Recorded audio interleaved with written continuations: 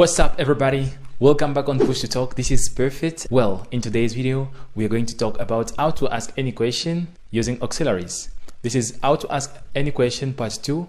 And the previous video, we spoke about how to ask any question that was with ordinary verbs. It's going to be very fast and very simple. So stick along with me and you're going to learn how to be fluent while asking questions. Let's go.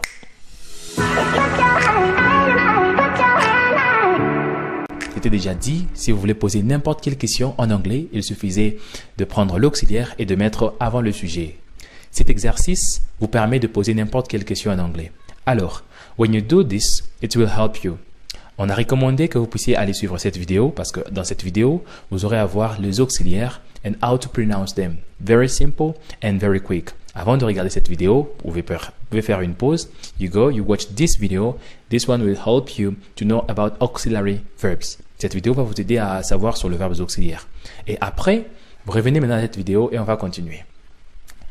Le verbes auxiliaires que nous avons vu dans la vidéo précédente, c'était les verbes auxiliaires que vous pouvez utiliser pour poser n'importe quelle question. On peut récapituler.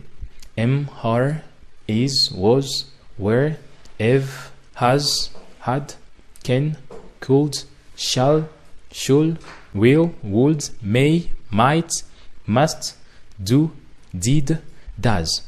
Avec ce 20 verbes auxiliaires, si vous le voyez, si dans une phrase, vous voyez un de ces verbes auxiliaires, mais qu'est-ce qu'il faut faire? Vous le prenez, vous le mettez devant le sujet. Je vais donner un exemple. I can see you.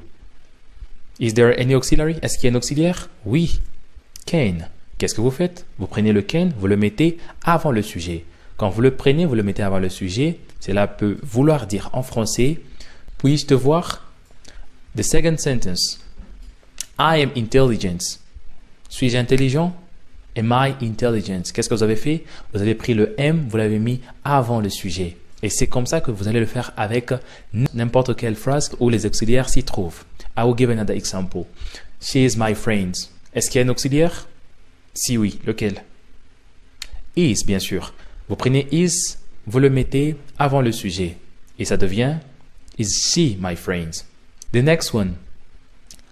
I can do it. I can do it. Comment est-ce que je peux faire ici? D'autres personnes peuvent dire do I can? D'autres peuvent dire can I do? Alors, the main question, la grande question, c'est comment savoir quand est-ce qu'un verbe auxiliaire peut être ordinaire. It's very simple. Regardez. Si dans une phrase, il y a deux verbes auxiliaires, par exemple dans cette phrase, I can do it, vous voulez dire est-ce que je peux le faire? Ou bien puis-je le faire? So you only need to do this. Prenez le premier verbe, mettez-le avant. Ça devient can I do it? Est-ce que ça a un sens? Oui, ça a un sens. Maintenant, si on prend dans l'autre cas, vous prenez le do, vous le mettez avant. Ça devient do I can? Est-ce que ça a un sens? Non, ça n'a pas un sens et ça ne signifie absolument rien. C'est-à-dire, c'est lui que vous avez déplacé qui a donné un sens, c'est un verbe auxiliaire. Et c'est lui qui est resté, ou c'est lui qu'on a inversé, qui n'a pas donné de sens, n'est pas un verbe auxiliaire, il est un verbe ordinaire. Je vais donner un autre exemple. J'ai en anglais, c'est I have. Est-ce que j'ai? How can you say it? For example, est-ce que j'ai un téléphone? Comment je peux le dire? Si vous prenez have, vous le mettez avant le sujet, ça devient have I a phone? Or, la bonne et la plus simple manière de poser une question en anglais, c'est prendre l'auxiliaire, vous mettez le sujet et puis vous mettez un verbe. Maintenant, si vous dites have I a phone? Est-ce que cela a un sens? Ça n'a pas de sens. Et comme ça n'a pas de sens, la manière la plus simple de le faire, c'est prendre do. Et vous allez comprendre que cette phrase, c'est une phrase qui est... Donc le have, c'est un verbe ordinaire. Il n'est plus dans cette phrase, il n'est plus un verbe auxiliaire. Il est verbe auxiliaire apparent, mais un verbe ordinaire quand vous appliquez ce que je viens de dire. Vous prenez you have to take it, you put it before the subject, it becomes have I money, ou bien have I a phone, ou bien have I a computer. Est-ce que cela veut dire? Ça ne signifie rien. Comme ça ne signifie rien, il doit rester là-bas. Alors, dans ces cas, vous ajoutez do, does, will, did, comme on l'a fait avec le verbe ordinaire. C'est comme ça que vous pouvez facilement savoir que ces verbes est auxiliaire et ces verbes est ordinaire dans une phrase, bien que vous pouvez le voir étant auxiliaire. Alors, La plus simple manière de faire est celle d'inverser seulement. Quand vous inversez, c'est tout. Parce qu'en français, d'autres personnes peuvent dire est-ce que, comme on l'a dit à la vidéo précédente, on a dit parfois les gens se compliquent, ils veulent savoir comment on peut dire est-ce que en un seul mot. Vous ne pouvez pas trouver un livre qui vous est dit, ou bien qui va vous dire est-ce que signifie celui-ci. Non. En anglais, vous pouvez, pour avoir est-ce que, il suffit juste de prendre le sujet et l'auxiliaire, vous les inversez. Dans une phrase, bien sûr. Quand vous les inversez et en traduisant, cela va vous donner le est-ce que la plupart des gens ont tendance à traduire en am I, d'autres en do I, sans savoir comment ça se fait. Donc, voilà la manière la plus simple de le faire, puisque avec ça, vous serez à mesure de poser n'importe quelle question en anglais. Et donc, partout où vous voyez un auxiliaire, vous prenez l'auxiliaire sans penser d'abord, mettez-le avant. Quand vous le mettez avant, donc vous le mettez avant le sujet, et puis tout ce qui suit dans la phrase reste pareil, ça reste pareil, vous ne changez rien.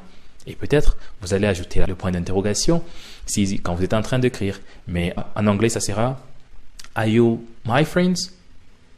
Vous n'allez pas dire Do I ou bien Do I hire my friends? Non, ça ne se dit pas comme ça. Avec le verbe auxiliaire, il ne faut pas dire Do I will? Non, il ne faut pas dire ça. Et ça n'a même pas de sens. Mais Will I do? Ça a un sens. Est-ce que je ferai? Je peux, I can. Est-ce que je peux? Vous inversez. Can I? En utilisant may, ça devient I may. Est-ce que je peux? May I? Est-ce que je peux venir? May I come? Est-ce que je peux voir? May I see? Est-ce que je peux toucher? May I touch? C'est comme ça qu'il faut poser une question en anglais en utilisant le verbe auxiliaire. Alors, avec les autres verbes auxiliaires, vous pouvez le faire à la maison ou vous pouvez le faire dans le commentaire et cela va vous aider à améliorer parce que s'il y a des erreurs, j'aurai à voir et sûrement j'aurai à vous corriger. Et déjà que je réponds à toutes les questions que vous êtes en train de poser sur la chaîne. Right, so this is the easiest way for you guys to start asking any question in English. Let's keep in mind auxiliary, subject, verb. No, verb, auxiliary, subject, no. Faut pas faire ça comme ça. Vous le faites dans la première manière et c'est là, ça sera facile pour vous de commencer à poser n'importe quelle question en anglais. Et puisque vous avez envie de poser une question quand vous faites des conversations ou bien quand vous menez des conversations avec différentes personnes. That's all for today.